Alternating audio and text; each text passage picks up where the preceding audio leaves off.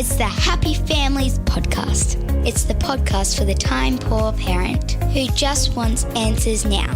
Kids swear, usually because they want a reaction. They'll do it for the shock. They'll do it for the blow-up. They'll do it for something. They'll also do it because they want to fit in. And now here's the stars of our show, my mum and dad. Hello, my name is Dr. Justin Coulson. I am the husband of Kylie Coulson, the mum to our 6 kids. Is that the kind of intro that you like? Yes. Star of the show, Mrs. Happy Families? It's not about being the star of the show. Oh, says the star of the show. It's not about me. Hey, every Tuesday we do our very best to answer your questions. We love it when you send us emails, podcasts at happyfamilies.com.au, and we especially love it when you include an audio file with your question because we love to hear your voices as well. Here's one that's come through from Erin. Hi, Justin and Kylie. I wanted your insights into how to deal with swearing. We have 3 children, and our 8-year-old son, when he gets angry, particularly if he's being redirected or corrected by us, his first emotion is often anger, and the swearing that we hear from him is in the extreme. Now, in our family, we don't swear, and I wondered if you had any ideas about how to stamp it out. It just feels kind of a bit soul-destroying to hear your child speak to you in that way. So, Kylie, the swearing issue, it's one that we've had to deal with in our family more than once. And we're non swearers. We're a bit like Erin in that we've got certain language standards for our home. I mean, we don't even say, well, the kids don't even say the word stupid or shut up or anything like that, right? Right? What world do you live in? Okay, we discourage it. We discourage it strongly. Well, I may have actually been quite a bad influence on our kids because we don't swear, but crap does get a pretty good workout out of my mouth anyway. Now, some people would say that is a swear word. Yeah, probably is. I don't think that it is. Because I say it all the time. It's pretty crass. And I don't. All right, so a 2013 study that I found looking at 8-year-olds showed that 8-year-olds in 2013 knew 54 taboo words, starting with shut up and stupid. I thought there was only 7. And progressing from there. Well, 54? 54. Where have I been living? Starting with shut up and stupid, but then progressing from that point. Okay. All right. Yeah, okay. Yeah, so we're starting at a fairly low baseline and then pushing it out from there. I'm thinking of the deadly sins. But as Erin has said, we're talking about an 8-year-old here who's swearing using all of the big words. I remember how it was dealt with when I was little. Probably wouldn't do that today. Yeah, how was that? Are you going to say soap or something like that? Well, I mean, we had that on parental guidance last year as well. Yeah. If they use their words incorrectly, if they're swearing or using abusive or rude language, then an obvious consequence for that would be we actually do put a bit of soap on their toothbrush and brush their teeth with soap. I remember my little sister, she was about 3 and she was going to family daycare. And she came home with the F-bomb. No. Big time.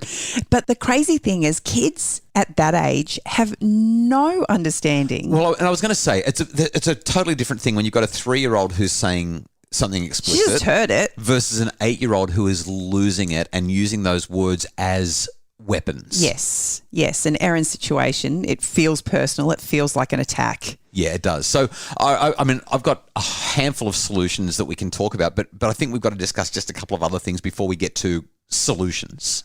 So one of the things I think we've come to recognise as we've parented our children is that words have a lot of power, and the bigger reaction we give to those words, the more power we give to the words that are being used. I love that concept. Michael Hutchence, the late Michael Hutchence from In Excess, in the song Devil Inside, used the line, words are weapons sharper than knives. And our 8-year-olds, when they're upset, they know that. They comprehend that. It makes sense to them. Yeah, I think about even my experiences as a young child and the times where I said the worst things, not necessarily swear words, but mean things, were the times where I was hurting the most. Right. Yeah, that's when you yell at your parents, I hate you. You don't understand. Yeah. You're the worst parents in the world. So the amazing thing about the power of words is it actually gives us an insight into our children in a way that they might not even be aware of if we're attuned to what's going on. Right. So words have power, but words also, especially when our children are melting down like that, high emotions, low intelligence, what we're getting is insight into this is something that means a lot to my child This is something that creates either some tenderness or some frustration or some fear, some sadness, some stress or challenge that they're not equipped for yet. Yeah, and Erin's acknowledged that obviously when the situation calms down, they're able to have some really beautiful connecting times. So the challenge is, how do we help them navigate the space while they're stressed? Yeah, so we'll talk about that shortly. There's a couple of other things that I think we need to talk about in terms of why the swearing's happening. So when I look at research around this, kids swear usually because they want a reaction. Okay, so when Erin is saying, my husband says we need to do something about this, 8-year-old goes, got the reaction I wanted. So they will do it for a reaction. They'll do it for the shock. They'll do it for the blow up. They'll do it for something. They'll also do it because they want to fit in. And so Erin's highlighted that the skate park is an environment where there's going to be a whole lot of content that we wouldn't want to hear in our own home. But to fit in, these words are coming out. I still think, though, that the research probably best encapsulates Erin's issue. Sometimes kids just do it out of anger. They do it because they're so mad. And other times we're dealing with things like ADHD or autism or even Tourette's or some other kind of inhibitory challenge. And so the research points to kids using this kind of coarse language in those circumstances as well. They're all reasons that they might be doing it. Obviously, we're not there and we only have a really small snippet of information. But as a parent, sometimes there are signals. We can see the build up. And if we can actually kind of cut the circuit before it builds. Sure, yeah. So what's the quality of the connection? Is your child experiencing stress? What's the power dynamic in the relationship? All of these underlying factors, as well as just the child being hungry or angry or lonely or tired or stressed, all of these underlying factors could also be used to our advantage by getting in early before they blow up and before things get too much. There was a podcast conversation that I had a couple of months ago with Professor Todd Kashdan. That was such a good conversation. And I actually just listened to it recently in preparation for today because I wondered whether there was some kind of helps that we could reiterate. But one of the things that I loved, because there was an acknowledgement in that podcast that we and Todd have very different views on the use of language. Yeah, he's pro course. He loves some explicit language. Very colourful. But he was able to kind of just elaborate on how that language is used in the home and the acknowledgement that in the home, he doesn't care what kind of language the kids use. They can use whatever language they want, but an acknowledgement that if they want to be really creative around the use of words, then using the 7 deadly sins that we've previously talked about, using the seven really bad words is pretty lame, a pretty lame attempt at conveying what you're feeling. Yeah, I love the phrase that I heard when I was a kid. Profanity is a feeble mind trying to express itself forcibly. If you go back to listen to episode 474, episode 474 with Todd Kashdan, he'll explain what he's done with his kids to encourage them to express themselves well, but not necessarily rely on the same bland, coarse language that most people are used to hearing. And it's actually really enlightening, and it might actually provide a solution. After the break, my 5 ideas for how to help our kids stop swearing. Just when you think you've got this parenting gig nailed, your child hits some new milestone that leaves you figuratively banging your head against the wall. You wonder, where's the instruction manual?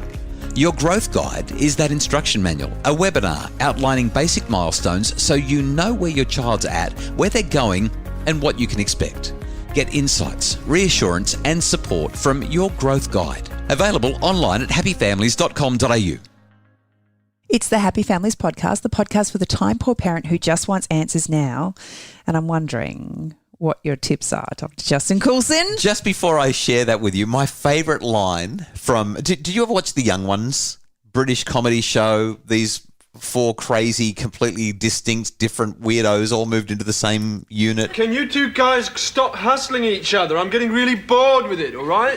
Dear me! Poor old Neil's getting bored! The most boring person in the whole world's finally getting a taste of his own medicine! I think you made me watch it once. I did. I used to love The Young Ones. Because I watched it and I was like, what are you on about? There's Rick and Neil and Mike. Ben Elton used to write it. It's such a funny show. I love the Young Ones. I have a very, very dim memory of you making me watch it. Did you watch in the early days. Right. I loved it. And there was this one episode where there's these devils in hell or something like that, and they get let out if somebody ever mentions their name, and no one ever mentions their name because they're really weird names. One of them's name is Fatumsh. Under the new ruling, all a student needs to qualify for an increased grant is a numcal pukajul futumuch from the local authority. What's a fatumch? Fatumsh gets let out of hell for a day to wreak havoc, or some bizarre thing. But I remember for a while I would use the word Fatumsh as my coarse language expletive. It was my Fatumsh. I'd get so cranky and use Fatumsh. And I love this idea that we can just become explosive with fun, creative words. Maybe that's an idea. But 5 ideas, Kylie. Let me run through them. One? Let me run through them. One. Let me run through them. Number 1. I want to start by giving a content warning for the next 30 seconds or so. One of our staff members shared a story with me, and if you've got children listening, this is not a story for children. I want to give you just a second to press pause. This is definitely not a story for children. So now that I've given that content warning, my staff member's son yelled at his brother, "Suck my balls." He actually shouted at his brother. He was really angry and he was trying to give him a really hard time. And my staff member walked into the room and said, "Do you know what you just said?" To which the boy replied, "Yeah," like he thought he was going to get in heaps of trouble. And she said, "You're not in trouble, but I just want to make sure that you understand what you just said. You actually just asked your brother to perform oral sex on you." Now, I know I've been really explicit with that, but sometimes if we've got a child who is using this kind of language, if we can just pause, slow it down, and explain precisely what they've said and what it actually means, what we might find is that they may start using alternative language. Or they may look at you and go, "What would you know?" Well, I don't think so. What would you know? I think that in that case, and in fact, in her case, her son was extraordinary. He was mortified. He was so embarrassed. Number one, he was embarrassed that his mum was talking to him about it. But number two, when he paused and thought about the ridiculous nature of what he'd said, he was like, "Oh my goodness." Okay, so content warning over. But I just wanted to share that as my first option. Explain what it means. Because when your kids understand what it means, all of a sudden the words don't quite have the same power that perhaps they thought that they did. The second option is a very, very low-key, really soft option. And that's just to explain the importance of consideration of others. So you mentioned before in episode 474 of the podcast with Todd Cashton, he is fine with his kids using whatever language they want. But one thing that he was really clear about, and I'm so glad he was, is that when other people are in the home, outside of the family, or when we're outside of the home, we need to be mindful that other people may not feel the same way we do about the way these words are being used. And while I don't necessarily agree with this idea, it may be useful in this context for this family. And that is, you might say to your child, "We can't control the language that you use, but we do have certain standards in our home. If you want to use that language with your friends or down at the skate park, if you want to use that language in other contexts, that's up to you. But when you're here or when you're around other people who might find this language inappropriate, we ask that you are considerate of them." Is one of your points emotion coaching? No, it's not. Oh, really? I think that this is a perfect time, especially when you think about Erin's story and the acknowledgement that her son is using this behavior when he has big emotions. Yeah. So helping him understand what he's feeling when he's not feeling those big emotions outside of the fact, Yep. and what other options he would have available to him to be able to express himself adequately would be really powerful for him. Yeah, when our kids are in the heat of the moment, it may not work, but it's worth trying because emotion coaching is profoundly powerful when we get it right. It takes practice. So you might want to practice in times that aren't quite this heated. Well, it's probably not going to happen when he's heated. Well, and that's what I'm saying. But it can. Like, I've emotion coached you through some pretty big emotions and our kids. What are you saying? I'm just putting it out there. But when your child's losing it, instead of saying stop it, cut it out or whatever, you might say, "You're really mad about this." And as hard as it is, you can't make it about you because it's hurtful. It's really hurtful in the moment, but it's actually not about you. Yeah. And being able to take yourself outside of that and just focus on this little human being who is hurting. You're so mad. You're so frustrated. You just want to let everyone know about it. You want to use all the bad words that you can and just let this go, don't you? You're furious. So don't give the words power. Just acknowledge the emotions. So there's a couple of other things that I'm going to run through fairly quickly because time is getting away from us, but I hope this is helpful. The first is be mindful of what content your child is accessing. Obviously, your child accessing content online and on Netflix or whatever, that could have some impact. But we need to be mindful that even if they're not being exposed to this stuff through the media, they are being exposed to it in the playground. So that's going to have some impact, but not a lot. But I definitely think that we need to maintain our standards in the home, even when it comes to media consumption. Never, ever accept abuse. Never accept abuse. I would be getting Dad to step in quite firmly. So there's a difference between coercive discipline and confrontive discipline. Coercive discipline is when you say, I'm going to make you do this. Here's what's going to happen if you don't do it. And it gets kind of nasty. We're using our power to force something to happen. Confrontive discipline is not the same. Confrontive discipline is when somebody steps in and says, hey, what's going on is not okay. And I'm going to call you out on this. We need to do something about it. And it needs to stop now. So I remember when one of the kids was unkind to you once, and was saying something really rude. I stepped in and I said something along the lines of, you are talking to the one person in the world that I would literally do anything for. The most important person in my life, the most important person in my world. And you can do and say whatever you like to whoever else you want, but you will not ever speak like that and use that kind of language in relationship to your mum. I got the all patriarchal and paternalistic and all that sort of thing, but it sent a really clear message to the kids that they don't speak like that about you or to you. I reckon if Dad can step in and just say no, and I've said that when they've been saying it to one another as well, when they've been cruel to one another. It's like, no, your sister is one of the most important people in my life. If anyone came into the house and started to behave like that, I'd stop it, no matter what it took. I would not accept that from a stranger in the house. I'm certainly not going to accept it from you. Sometimes that confrontive discipline, it's not threatening. It's not saying I'm going to take your iPad off you for a week. It's just calling and saying no, and here's why. We can't ever accept abuse. And Kylie, ultimately, what we've got to do is get curious. That's been an underlying theme of the whole podcast. What's underlying this? Where's this coming from? What's really going on? What do you think we can do better? How are we going to deal with it next time? They're my answers. No quick fixes at all, but hopefully they're helpful for you, Erin. I think the only other thing that I would acknowledge is that when I think about some of, I'm going to say your bad habits. Right. I don't have any. Sure. No, but when I think about bad habits that I have or things that I want to overcome or change, and think about how many times I slip up, how many times or how long the process is to change that behavior. Right. Recognizing that in our children, it's no different and probably even harder for them because they don't have the same experience and maturity that we have to make those changes. And so it really requires a soft place as we help them navigate. And a good example. Erin, we hope this has been helpful. The Happy Families podcast is produced by Justin Ruland from Bridge Media. Craig Bruce is our executive producer. And if you'd like more info about making your family happier, please visit us at happyfamilies.com.au.